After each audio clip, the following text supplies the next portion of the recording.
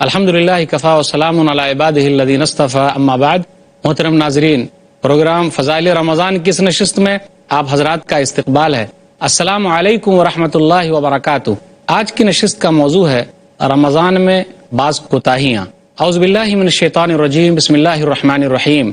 فاسألوا اہل الذکر ان کنتم لا تعلمون، رب اشرح لی صدری ویسر لی امری واحلل عقدۃ من لسانی یفقہوا قولی، رب زدنی علما سبحانک لا علم لنا الا ما علمتنا انک انت العلیم الحکیم۔ تمام قسم کی تعریفات اللہ وحدہ لا شریک، خالق کائنات، مالک ارض و سما اور مدبر انس و جاں کے لیے ہیں۔ اس کے بعد بے شمار درود و سلام نازل ہو جناب محمد الرسول اللہ صلی اللہ علیہ وسلم پر کہ اللہ رب العالمین نے انہیں رحمۃ للعالمین بنا کر بھیجا۔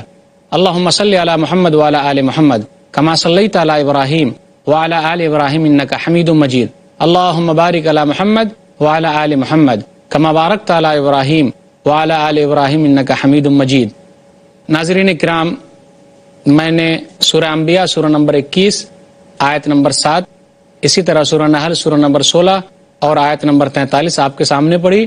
فاسألوا اہل الذکر ان کنتم لا تعلمون، اس کا ترجمہ یہ ہے کہ تم لوگ اہل علم سے پوچھو جو نہیں جانتے ہو۔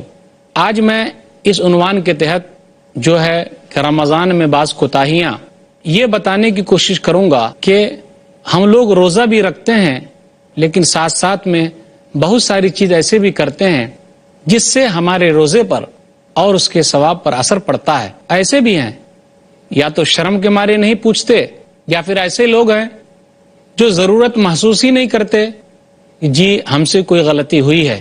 بہت سارے لوگ ایسے ہیں جو روزہ بھی رکھتے ہیں لیکن گالیاں بھی بکتے ہیں۔ بہت سارے لوگ ایسے ہیں جو روزہ بھی رکھتے ہیں، ایک دوسرے پر تہمت بھی لگاتے ہیں، ایک دوسرے کا حق بھی مار دیتے ہیں۔ اور بہت سارے لوگ ایسے ہیں جو روزہ بھی رکھے ہوئے ہیں اور قتل بھی کرتے ہیں۔ یہ کوتاہیاں جو ہم سے ہو رہی ہے، قتل کرنا تو کبیرہ گناہ ہے، بڑے گناہ ہیں، کسی پر تہمت لگانا تو بڑا گناہ ہے، گالی دینا صحیح نہیں ہے، لیکن بہت سارے لوگ روزے کی حالت میں ایسا کرتے ہیں۔ اس لیے لوگ کہتے ہیں اور مذاق بھی اڑاتے ہیں، دیکھیے فلاں آدمی کو روزہ لگ گیا ہے اس لیے وہ ایسے بک رہا ہے۔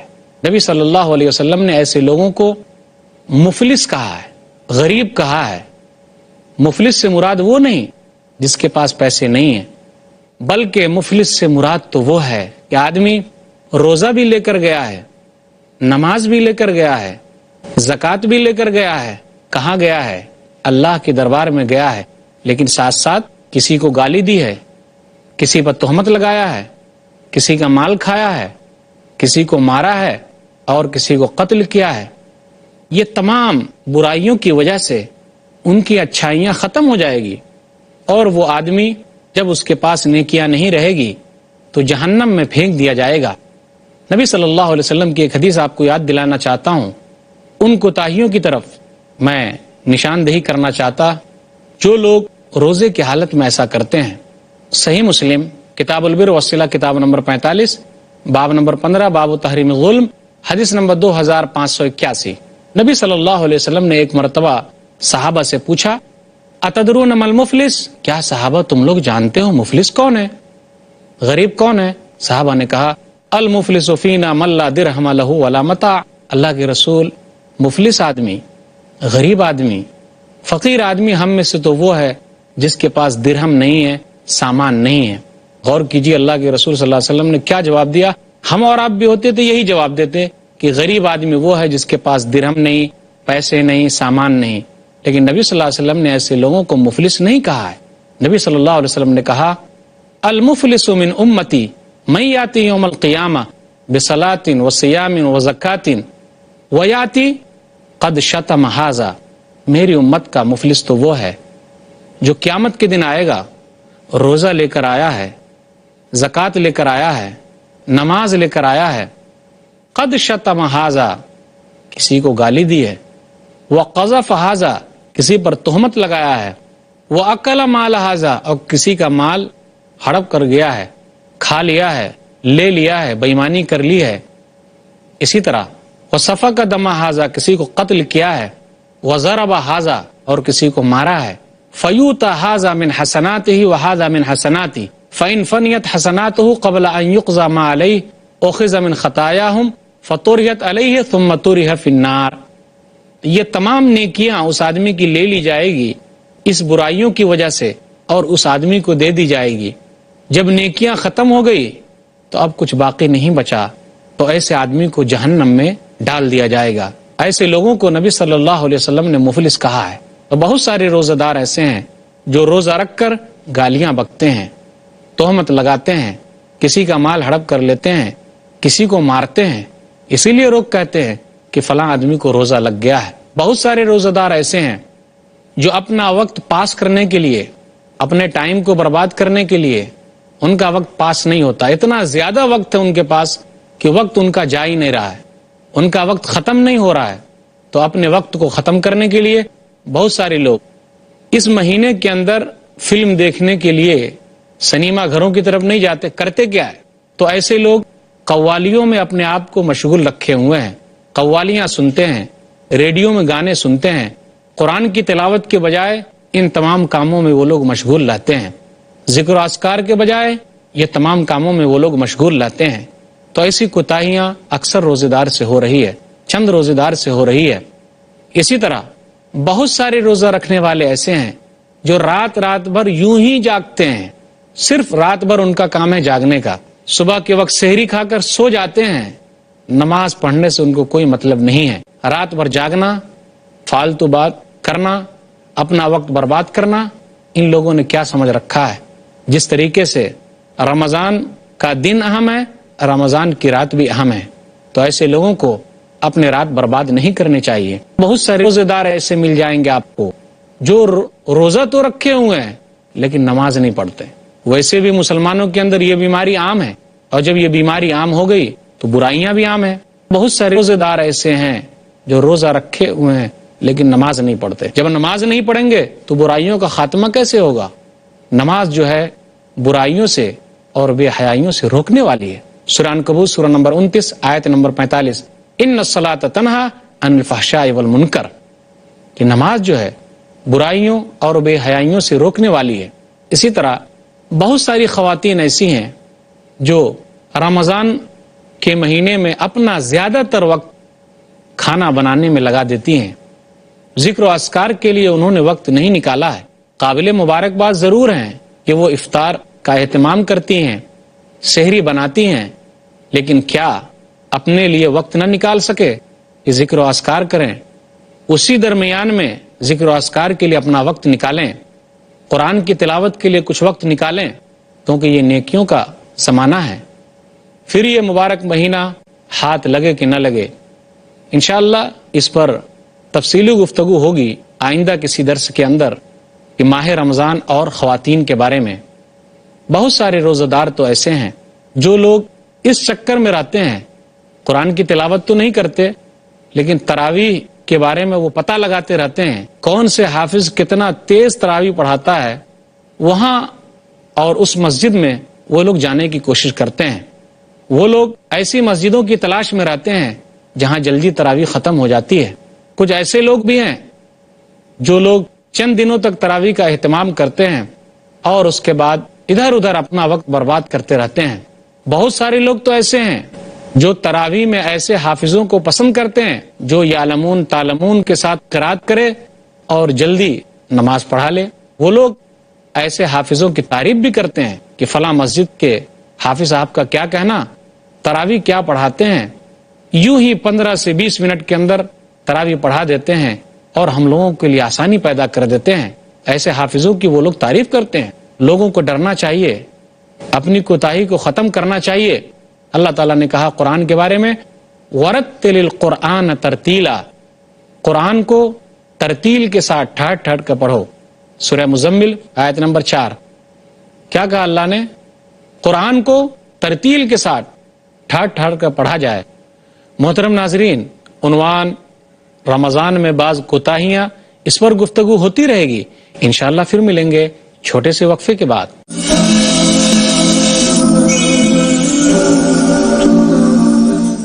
محترم ناظرین، السلام علیکم ورحمۃ اللہ وبرکاتہ. دوبارہ آپ کا استقبال ہے پروگرام فضائل رمضان میں. عنوان ہے رمضان میں بعض کوتاہیاں. بہت سارے لوگ تو ایسے ہیں جو صرف ایک رات کی تراویح کا اہتمام کرتے ہیں، جس کو شبینہ کہا جاتا ہے. ایسے حافظوں کو وہ لوگ تلاش کرتے ہیں، اور جو حافظ ایک رات میں پورا قرآن یعلمون تعلمون کے ساتھ ختم کر دے، لوگ ایسے حافظوں کو پسند کرتے ہیں. یاد رکھیے، نبی صلی اللہ علیہ وسلم کی یہ سیرت نہیں ہے، نبی صلی اللہ علیہ وسلم کا یہ طریقہ نہیں ہے. ماں عائشہ رضی اللہ تعالیٰ عنہ کہتی ہیں، صحیح مسلم کتاب صلاۃ المسافرین کتاب نمبر 6 حدیث نمبر 746، لعالم نبی اللہ صلی اللہ علیہ وسلم قرأ القرآن کلہ فی لیلہ. میں نہیں جانتی کہ نبی صلی اللہ علیہ وسلم نے ایک رات میں پورا قرآن ختم کیا ہے. سنن ابن ماجہ کتاب و اقامت الصلوات کتاب نمبر 5 حدیث نمبر 1348، وہ کہتی ہیں، لعالم نبی اللہ صلی اللہ علیہ وسلم قرأ القرآن کلہ حتی الصباح. میں نہیں جانتی کہ نبی صلی اللہ علیہ وسلم نے ایک رات میں پورا قرآن صبح تک ختم کیا ہے. نبی صلی اللہ علیہ وسلم نے کہا، عبداللہ بن عمرو بن عاص اس حدیث کے راوی ہیں، لم یفقہ من قرأ القرآن فی اقل من 3، جس آدمی نے 3 دن سے کم میں قرآن کو ختم کیا، اس نے قرآن کو نہیں سمجھا. کہاں گئے ایسے لوگ جو ایک رات تراویح کا اہتمام کرتے ہیں، شبینہ اس کا نام دیتے ہیں؟ کیا انہیں ثواب ملے گا؟ انہیں سوچنا چاہیے، غور کرنا چاہیے کہ نبی کی سنت کو کس طریقے سے وہ ادھر سے ادھر کر رہے ہیں. سنن ابن ماجہ کتاب و اقامت الصلوات کتاب نمبر 5 حدیث نمبر 1347. اسی طرح بہت سارے بھائی تو ایسے ہیں رمضان کا روزہ رکھتے ہیں. نماز کے تعلق سے میں نے کہا، اس میں بہت سارے لوگ شروع میں تو مسجد میں زیادہ نظر آتے ہیں، پھر بیچ میں غائب ہو جاتے ہیں، پھر رمضان کے آخر میں نظر آتے ہیں، اور اس طریقے سے اللہ خیر صلی اللہ سال بھر تک نماز سے اس کو کچھ تعلق نہیں رہتا. اسی طرح بہت سارے روزہ رکھنے والے ایسے ہیں جو طاق راتوں میں اپنی رات یوں ہی برباد کرتے ہیں، اور وہ یہ سمجھتے ہیں کہ رات بھر جاگنے کا تو ہمیں ثواب مل گیا. جی نہیں، کھیلنے میں کودنے میں ثواب نہیں ملے گا، تاش کھیلنے میں ثواب نہیں ملے گا، کیرم کھیلنے میں ثواب نہیں ملے گا، کرکٹ کھیلنے میں ثواب نہیں ملے گا. اسی طرح موٹر سائیکل پر بیٹھ کر اپنی گاڑیوں میں بیٹھ کر گھومنے میں ثواب نہیں ملے گا، رات بھر گھومنے میں ادھر ادھر جانے میں ثواب نہیں ملے گا. رات بھر جاگنا یہ ثابت نہیں، بلکہ ثابت تو اس سے ہوتا ہے کہ ہم رات بھر جاگ کر اللہ کی عبادت کریں. نبی صلی اللہ علیہ وسلم آخری 10 دنوں میں سب سے زیادہ عبادت کرتے تھے، اپنے گھر والوں کو بھی جگاتے تھے. آپ وہ حدیث یاد رکھیے اور اچھی طریقے سے یاد رکھیے کہ جو لوگ اس طریقے سے اپنا وقت برباد کر رہے ہیں ان کو شب بیداری کے سوا کچھ بھی حاصل نہیں ہوتا، رات میں جاگنے کے سوا کچھ بھی حاصل نہیں ہوتا. نبی صلی اللہ علیہ وسلم نے کہا، سنن ابن ماجہ کتاب الصیام کتاب نمبر 7 حدیث نمبر 1690، وَرُبَّ قَائِمٍ لَيْسَ لَهُ مِنْ قِيَامِهِ إِلَّا السَّحْرُ. بہت سارے رات میں قیام کرنے والے ایسے ہیں جس کو شب بیداری کے سوا کچھ بھی حاصل نہیں ہوتا، رات میں جاگنے کے سوا کچھ بھی حاصل نہیں ہوتا. اسی طرح بہت سارے لوگ ایسے ہیں جو تراویح کے بعد اہتمام کے ساتھ درود و سلام کا ورد کرتے ہیں. بہت سارے بھائی تو ایسے ہیں جو افطاری میں اپنا نام پیدا کرنے کے لیے، ریا و نمود کے لیے بہت سارے کام کرتے ہیں، لوگوں کو بلاتے ہیں، دعوت دیتے ہیں اور اپنی مالداری کا اظہار کرتے ہیں. بہت سارے لوگ تو ایسے ہیں جو افطاری میں صرف مالداروں ہی کو بلائیں گے، غریبوں کو نہیں بلاتے. بہت سارے لوگ تو ایسے ہیں جو سیاسی پارٹی کا اہتمام کرتے ہیں اور اپنی اپنی پارٹیوں کو چمکاتے ہیں. ان جیسی جگہوں پر ہوتا کیا ہے؟ ٹوپی پہنے اور پہنانے ہی میں وقت نکل جاتا ہے. آئیے ذرا ان کی بات کریں جو لوگ افطاری کے اندر اپنی مالداری کا اظہار کرتے ہیں. ایسے لوگوں کو ڈرنا چاہیے، ریا و نمود کے لیے کوئی کام نہ کرے ورنہ ثواب نہیں ملے گا. آپ اچھی طریقے سے جان چکے ہیں کہ عملوں کا دار و مدار نیتوں پر ہے، جیسی نیت ویسا پھل ملنے والا ہے. ایسے لوگ جو فضول خرچی سے کام لیتے ہیں گویا کہ وہ شیطان کے بھائی ہیں. لا تبذر تبذیرا ان المبذرین کانوا اخوان الشیاطین وکان الشیطان لربہ کفورا. سورہ اسراء سورہ نمبر 17 آیت نمبر 26 اور آیت نمبر 27، کہ تم لوگ فضول خرچ نہ بنو. فضول خرچی کرنے والے شیطان کے بھائی ہیں اور شیطان اپنے رب کا بڑا ناشکرا ہے۔ نیک کام کرنے والے وہ ہیں، کلوا واشربوا ولا تسرفوا انہ لا یحب المسرفین، کھاؤ اور پیو، اسراف سے کام نہ لو، اللہ تعالیٰ اسراف کرنے والے کو پسند نہیں کرتا۔ سورہ اعراف سورہ نمبر 7 آیت نمبر 31۔ بہت سارے بھائی ہمارے درمیان ایسے بھی ہیں جنہوں نے رمضان کے مہینے کو کھانے پینے کا موسم بنا لیا ہے اور اسی طرح اپنے دھندے کا بھی موسم بنا لیا ہے۔ اس لیے دیکھتے نہیں آپ، سال بھر تک جو کھانا کھانے کو نہیں ملتا رمضان کے مہینے میں اس کا اہتمام کرتے ہیں، جبکہ رمضان کا مہینہ صرف اس لیے نہیں آیا کہ ہم کھائے پیے فائدہ اٹھا لیں، اصل تو اس لیے آیا ہے کہ ہم اپنے اندر تقوی کی زندگی پیدا کر لیں۔ اسی طرح بہت سارے بھائی تو ایسے ہیں جو اپنی تجارت کو اس مہینے میں زیادہ چمکاتے ہیں اور رمضان کے مہینے سے فائدہ اٹھاتے ہیں۔ بہت سارے بھائی تو ایسے ہیں جو رمضان کے مہینے میں روزہ سے بچنے کے لیے سفر کا بہانہ بنا کر کہیں اور چلے جاتے ہیں۔ بہت سارے بھائی تو ایسے ہیں جو کسی کے یہاں افطار کرنا پسند ہی نہیں کرتے۔ وہ کیا سمجھتے ہیں کہ اگر ہم اس کے یہاں افطار کریں گے تو ہمیں ثواب نہیں ملے گا۔ جی نہیں، اللہ تعالیٰ افطار کرنے والے کو اور افطار کرانے والے دونوں کو ثواب دیتا ہے، کسی کے ثواب میں کوئی کمی نہیں کرتا۔ بہت سارے بھائی تو ایسے ہیں جو اپنا افطار نمک سے کرتے ہیں، جبکہ ایسا نبی صلی اللہ علیہ وسلم سے ثابت نہیں ہے۔ بہت سارے بھائی تو ایسے ہیں جو پٹاخے پھوڑتے ہیں، جبکہ انہیں نبی صلی اللہ علیہ وسلم کی سنت کو زندہ کرنی چاہیے تاکہ لوگوں کو سحری کے لیے جگا سکیں اور افطاری کے لیے انہیں یاد دلا سکیں۔ بہت سارے بھائی تو ایسے ہیں جو لوگ افطار کرنا لوگوں کے یہاں پسند نہیں کرتے۔ بہت سارے لوگ تو ایسے ہیں جو رمضان کے آخری 10 دنوں میں جو طاق راتیں ہیں، تمام طاق راتوں میں عبادتوں کا اہتمام نہیں کرتے۔ انہوں نے اپنی طرف سے یہ فکس کر لیا ہے کہ صرف طاق رات ایک ہی رات ہے اور وہ 27ویں رمضان ہے۔ اس دن وہ لوگ کچھ خاص تسبیح کا اہتمام کرتے ہیں، خاص رکعتیں الگ سے پڑھتے ہیں۔ اسی طرح بہت سارے لوگ ایسے بھی ہیں جو 27ویں رمضان کو مٹھائیاں تقسیم کرتے ہیں، اور بہت سارے بھائی تو ایسے ہیں جو عید والی رات کو پوری رات جاگتے رہتے ہیں اور جاگنے کو عبادت سمجھتے ہیں۔ اور اکثر بھائی تو ایسے ہیں جو رمضان میں جمعۃ الوداع، الوداعی جمعہ کا اہتمام کرتے ہیں، الوداعی جمعہ کا خاص اہتمام کرتے ہیں۔ کوئی اور جمعہ پڑھے کہ نہ پڑھے، لیکن رمضان کا جو الوداعی جمعہ ہوگا اس کا خاص اہتمام کرتے ہیں۔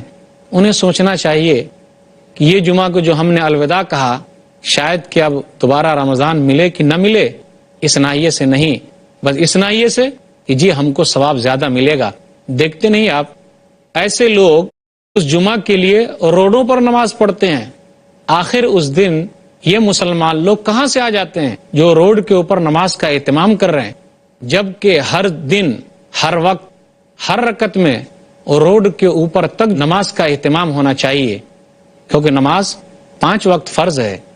ہفتے میں 1 دن نہیں، یا سال میں 1 مرتبہ نہیں، 2 مرتبہ نہیں، بلکہ ہر عاقل و بالغ پر، مرد و عورت پر 5 وقت کی نماز فرض ہے۔ یہ لوگ خاص طور پر الوداعی جمعے کا خاص اہتمام کرتے ہیں۔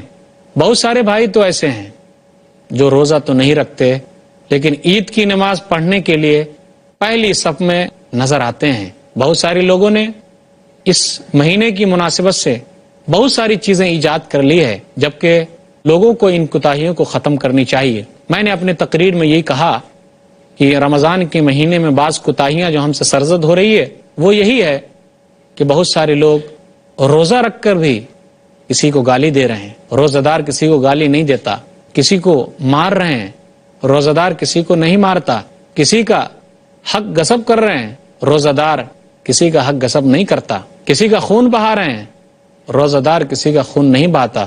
ویسے کسی کو بھی کسی کا خون بہانے کی کوئی اجازت نہیں ہے۔ میں نے یہ کہا کہ بہت سارے لوگ تو ایسے ہیں جو اپنا وقت یوں ہی برباد کر رہے ہیں، رات کو انہوں نے جاگنے کا ذریعہ سمجھ لیا ہے اور راستے کے کنارے لائٹ کے نیچے پوری رات جاگتے رہتے ہیں اور سحری کھا کر فوراً سو جاتے ہیں، فجر کی نماز نہیں پڑھتے اور دن بھر سوتے رہتے ہیں۔ کتنا نقصان ہوتا ہے، کاروبار کا نقصان ہو رہا ہے، نماز کا نقصان ہو رہا ہے، دوسری اور چیزوں کا نقصان ہو رہا ہے، اس پر دھیان نہیں دیتے. کیوں؟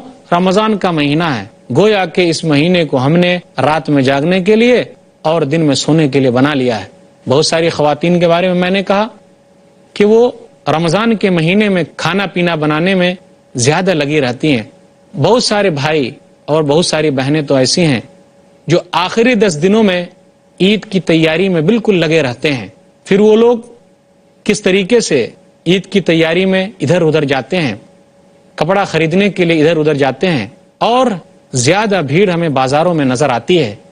کیا رمضان کا مہینہ اس لیے آیا تھا کہ ہم عید کی تیاری میں زیادہ اپنا وقت لگا دیں؟ بہت سارے لوگوں سے جو کوتاہیاں ہو رہی ہے وہ یہ کہ وہ لوگ چند دن تراویح پڑھتے ہیں اور پھر پورا مہینہ یوں ہی برباد کر دیتے ہیں. تراویح کا اہتمام نہیں کرتے کیونکہ تراویح جلدی جلدی ختم ہو گئی ہے.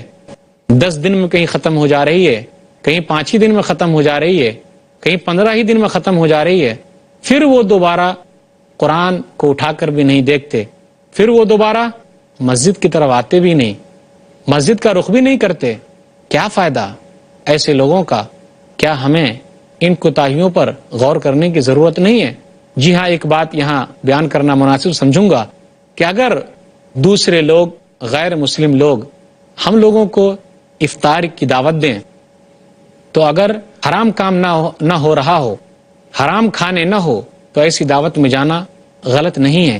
جانا چاہیے تاکہ لوگوں کو بتلائیں یہ روزہ کیا ہے، تاکہ لوگوں کو بتلائیں یہ افطاری کیا ہے، تاکہ لوگوں کو بتلائیں یہ اسلام کا پیغام کیا ہے، تاکہ لوگوں کو بتلائیں کہ اسلام کس طریقے سے لوگوں کو دعوت دیتا ہے کہ لوگ ایک ساتھ رہیں، ایک ساتھ روزہ رکھیں اور ایک ساتھ تکلیف برداشت کریں، تاکہ اپنے بھائیوں کی تکلیف بھی اس کے دلوں میں محسوس ہو. تو بہت سارے لوگوں سے جو کوتاہیاں ہو رہی ہے کہ صرف ایک دن شب قدر کا اہتمام کرتے ہیں، صحیح نہیں.